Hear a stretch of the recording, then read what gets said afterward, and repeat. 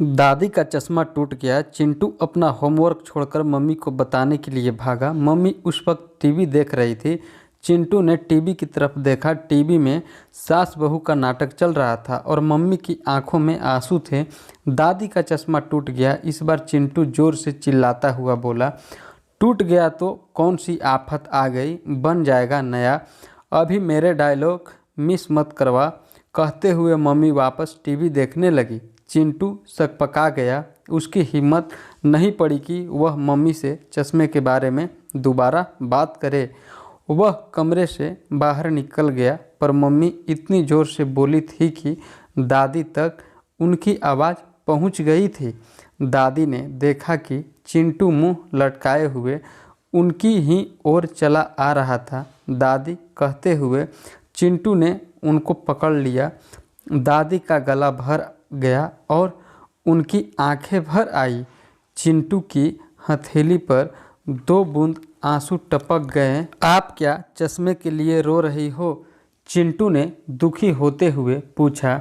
दादी 8 साल के चिंटू को भला क्या समझाती, इसीलिए चिंटू के सिर पर हाथ फेरते हुए रूधे गले से बोली, मैं भला क्यों रोने लगी? वो तो कई बार बिना चश्मे के आंखों में पानी आ जाता है। चिंटू ने दादी के उदासी चेहरे की तरफ देखा तो उसने अपनी नन्ही हथेली से दादी के आंसू पोंछते हुए कहा, चश्मा टूटने के कारण आप गीता भी नहीं पढ़ पाई, पर आप चिंता मत करो, मैं आपको पढ़कर सुनाऊंगा। दादी ने चिंटू को सीने से लगा लिया और पल भर में ही ना जाने कितने आशीर्वाद दे डाले। चिंटू ने बिना कुछ कहे टूटा हुआ चश्मा दादी के सिरहाने रख दिया और गीता उठा ली। तभी वहाँ पर मम्मी आ गई। चिंटू के हाथ में गीता देखते ही मम्मी गुस्से से बोली, तुम्हारा होमवर्क तो पूरा हुआ नहीं है और तुम गीता लेकर बैठ गए हो। दादी का चश्मा टूट गया है ना, इसीलिए उन्हें गीता सुनाने जा रहा था। चिंटू बोला। मम्मी ने गुस्से से आग बबूला होते हुए दादी की तरफ देखा और कहा, चिंटू तो बच्चा है, पर आप तो उसे मना कर सकती है ना कि वह पहले अपने पढ़ाई पर ध्यान दो और उसके बाद इधर उधर के काम करे। दादी सन्न रह गई। वह किसी अपराधी की तरह सिर झुकाकर बैठ गई। अपनी सफ़ेद साड़ी से आंखें मसलते हुए बोली, मुझे तो पता ही नहीं कि किसके हाथ में गीता है। तुम्हें तो पता है ना कि मोमबत्तियाँ के कारण मुझे बिना चश्मे के कुछ साफ नज़र नहीं आता है। चश्मा पता है कि आपका चश्मा टूट गया है। अभी 10 मिनट भी हुए नहीं, चश्मे टूटे और नाक में दम कर रख दिया है सबने। चिंटू गुस्से से बोला, मम्मी मैं पापा से आपकी शिकायत करूंगा कि आप हर समय दादी पर चिल्लाया करती हो। मम्मी ने चिंटू के गाल पर एक तमाचा जड़ दिया और उसके हाथ से गीता खींचकर मेज पर रख दी। चिंटू रोता हुआ अपने कमरे में भाग गया और कुछ देर बाद ही सो गया। शाम को जब वह सोकर उठा तो उसे बाहर के कमरे से पापा के बोलने की आवाज़ सुनाई दी। वह दौड़ते हुए पापा के पास पहुंचा।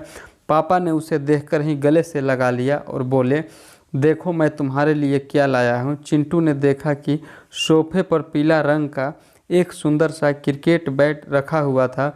चिंटू खुशी से उछल पड़ा।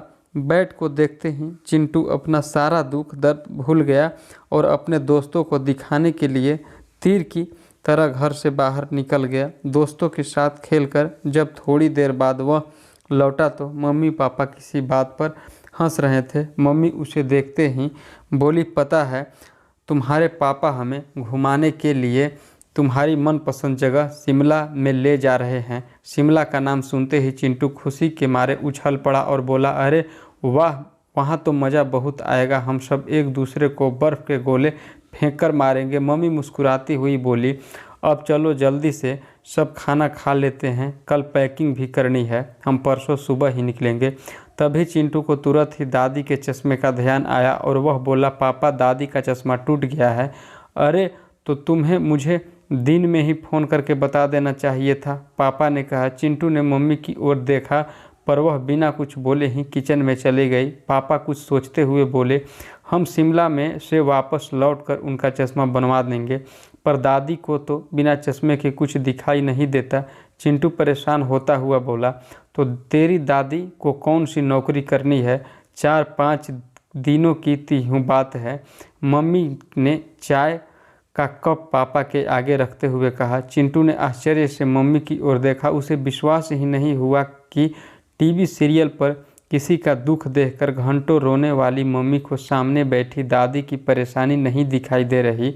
जब मम्मी पापा खाना खाकर सो गए तो चिंटू दादी के पास जाकर बोला, दादी, रीना आंटी तो काम करने के लिए दिन में आएंगी, पर रात में अंधेरी में आपको अकेले डर तो नहीं लगेगा? दादी ने उसके सिर पर हाथ फेरा और बोला, बेटिया, क्या अंधेरा और क्या उजाला, मुझे तो सब कुछ बहुत ही धुंधला नज़र आता है, तो क्या दिन क्या रात। दादी की बात सुनकर चिंटू से कुछ नहीं कहा गया। वह उनके पैर छूकर सोने चला गया। अगली सुबह जब वह पापा के साथ बैठा तो पापा बोले, इस बार तुम्हारे जन्मदिन पर हम सब अनाथ आश्रय चलेंगे और वहाँ रहने वाले बच्चों को फल और मिठाइयाँ बांटेंगे।